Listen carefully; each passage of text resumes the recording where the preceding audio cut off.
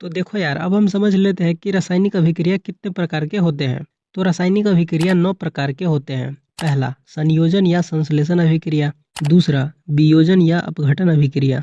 तीसरा, वैद्युत अपघटन। चौथा, विस्थापन अभिक्रिया। पांचवा, द्विविस्थापन या उभय विस्थापन अभिक्रिया। छठा, अवक्षेपण अभिक्रिया। सातवां, उदासीनीकरण अभिक्रिया। आठवां, प्रकाश रासायनिक अभिक्रिया। और नौवां, ऑक्सीकरण अवकरण अभिक्रिया। तो अब हम एक एक करके इसको अच्छे से समझ लेते हैं। तो सबसे पहले हम समझते हैं संयोजन या संश्लेषण अभिक्रिया को। तो वैसी रासायनिक अभिक्रिया जिसमें दो या दो से अधिक पदार्थ, तत्व या यौगिक परस्पर संयोग करके एक नए पदार्थ का निर्माण करते हैं, उसे संयोजन अभिक्रिया कहते हैं।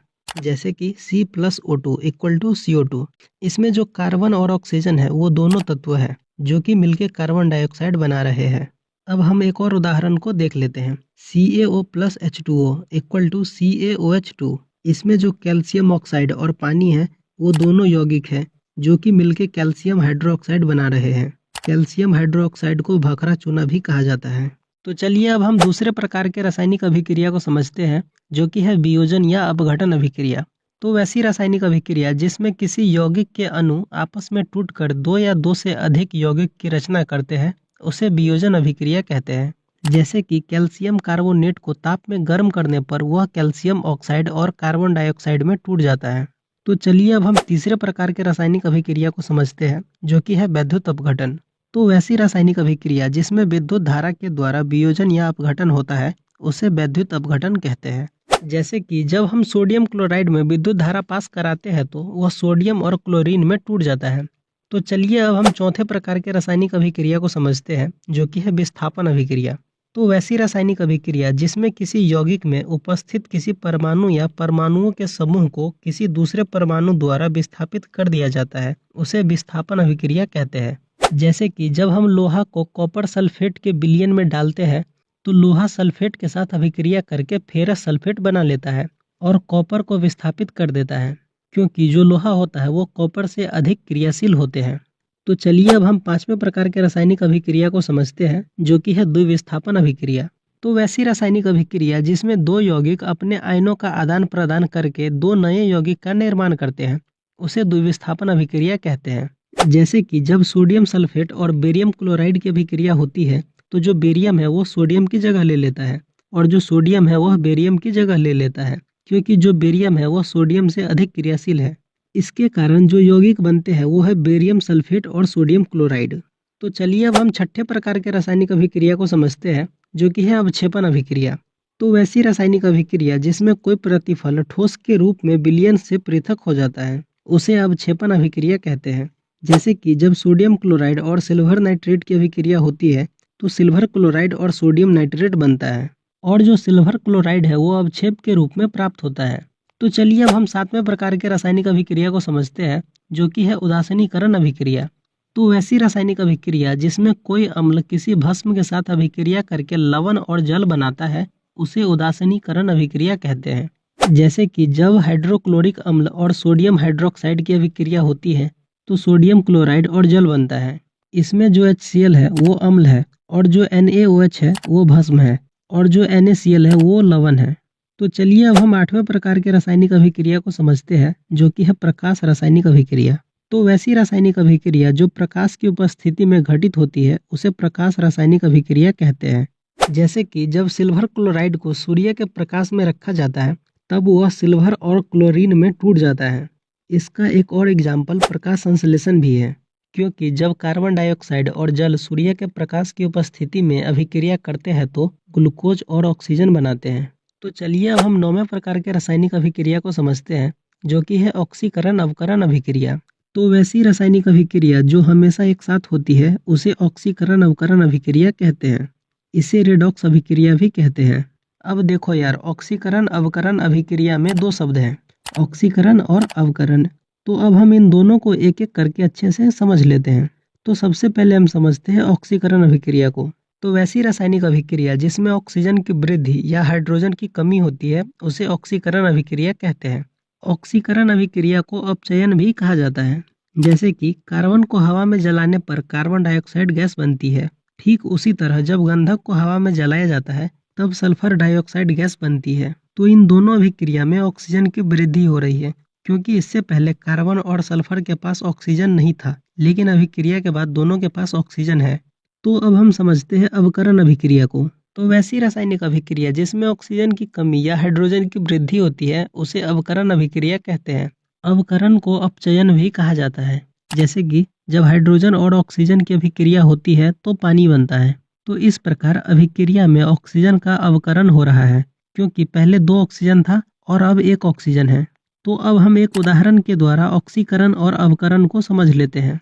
तो जब क्यूपरिक ऑक्साइड और हाइड्रोजन की अभिक्रिया होती है तो कॉपर और जल बनता है। तो पहले कॉपर के साथ जो ऑक्सीजन था वो अभिक्रिया के बाद हट चुका है, मतलब कि ऑक्सीजन का निष्कासन हो चुका है। इसका मतलब यहाँ पर अवकरण हुआ है।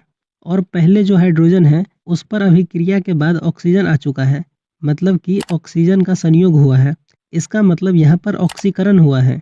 तो अब हम ये समझ लेते हैं कि हमारे दैनिक जीवन में ऑक्सीकरण और अवकरण के क्या प्रभाव है। तो हमारे दैनिक जीवन में ऑक्सीकरण और अवकरण के मुख्यतः 4 प्रभाव देखने को मिलते हैं। पहला, भोजन का पचना। दूसरा, भोजन का दुर्गंधित होना। तीसरा, संक्षारण। और चौथा, दहन की क्रिया। तो हम एक एक करके इसको अच्छे से समझ लेते हैं। तो सबसे पहले हम समझते हैं भोजन का पचना। तो देखो यार, हम जो भी खाना खाते हैं वो अपघटित होकर ग्लूकोज बन जाता है, और जो ग्लूकोज होता है वो हमारे शरीर की कोशिकाओं में उपस्थित ऑक्सीजन द्वारा ऑक्सीकृत होकर कार्बन डाइऑक्साइड, जल और ऊर्जा बनाता है। और जब हम सांस छोड़ते हैं तो कार्बन डाइऑक्साइड हमारे शरीर से बाहर आ जाता है, और जो ऊर्जा है वो हमारे शरीर के ताप को मेंटेन करके रखता है। तो अब हम समझते हैं भोजन का दुर्गंधित होना को।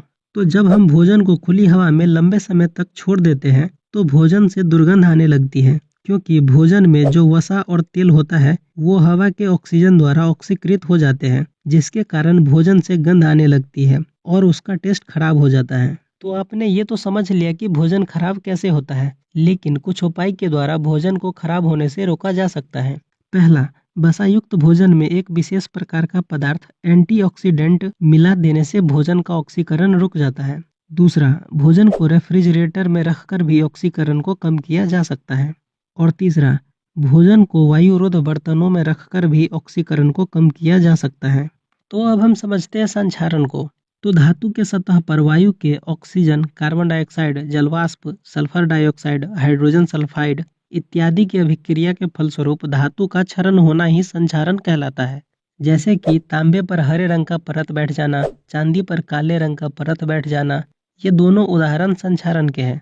और अगर हम बात करें लोहे की, तो जब हम लोहे को खुले वातावरण में छोड़ देते हैं तो उस पर भूरे रंग की परत आ जाती है, जिसे जंग लगना या लोहे का संक्षारण भी कहते हैं। तो अब हम ये समझ लेते हैं कि जो संक्षारण है उसके क्या प्रभाव पड़ते हैं। तो संक्षारण के कारण काफी मात्रा में कार, बस, पुल, लोहे की रेलिंग, जहाज और जो लोहे से बने हुए वस्तु होते हैं वो खराब हो जाते हैं, जिसके कारण काफी मात्रा में लोहे का नुकसान हो जाता है। और इसी तरह से चांदी और तांबा भी खराब हो जाता है।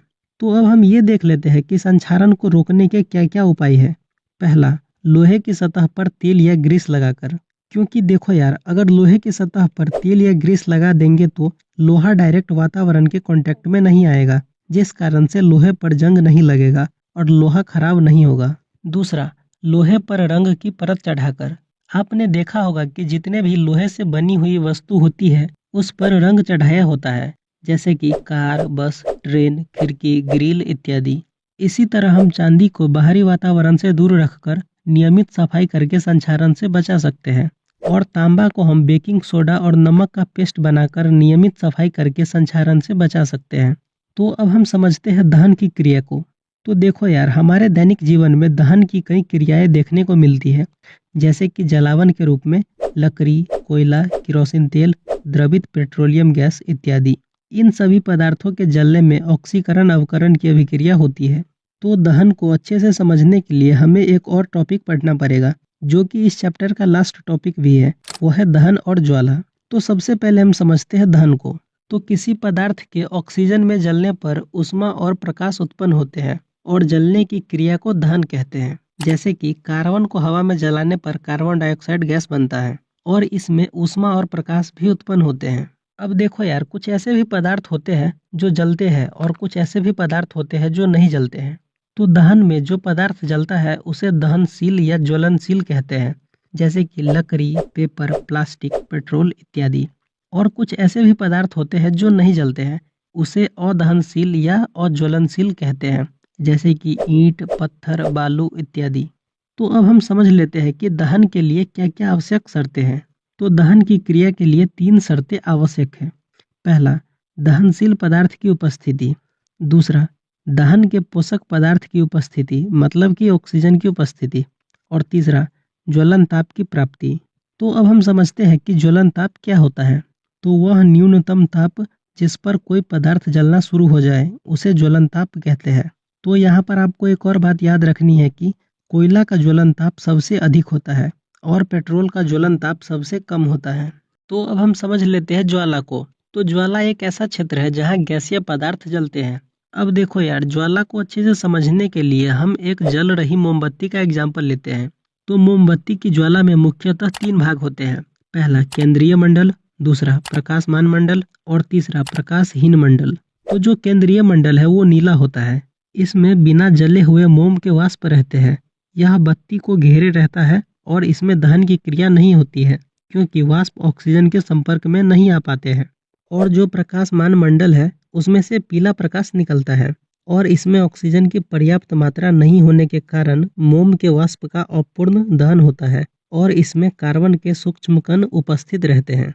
और जो प्रकाशहीन मंडल है वो ज्वाला का सबसे गर्म भाग होता है। इस भाग में मोम के वाष्प का पूर्ण दहन होता है, क्योंकि इसमें ऑक्सीजन की मात्रा पर्याप्त होती है। तो अब हम समझते हैं द्रवीभूत पेट्रोलियम गैस को। तो द्रवीभूत पेट्रोलियम गैस को इंग्लिश में लिक्विफाइड पेट्रोलियम गैस कहा जाता है। इसे शॉर्टकट में एलपीजी भी कहा जाता है। तो जो एलपीजी है वह ब्यूटेन, प्रोपेन और एथेन का मिश्रण रहता है, लेकिन इसका मुख्य अवयव ब्यूटेन है। अब देखो यार, जब गैस सिलेंडर से गैस निकलते रहता है तब हमें पता चल जाता है। ऐसा कैसे होता है? तो जो एलपीजी की सिलेंडर होती है उसमें एथिल मार्केप्टन नाम का एक केमिकल मिलाया जाता है, जिससे गैस का रिसाव होने पर हमें पता चल जाता है। तो ये चैप्टर यहीं पर खत्म होता है। आई होप आपको ये वीडियो पसंद आई होगी। अगर ये वीडियो आपको पसंद आई है तो वीडियो को लाइक कर दीजिए, एक प्यारा सा कमेंट कर दीजिए और वीडियो को शेयर भी कर दो यार, क्योंकि बहुत मेहनत लगती है वीडियो बनाने में। और हाँ, चैनल को सब्सक्राइब भी कर लो यार, क्योंकि क्लास 10th की बहुत सारी इंपॉर्टेंट वीडियो आने वाली हैं। मिलते हैं हम अगले वीडियो में, तब तक के लिए bye bye and take care.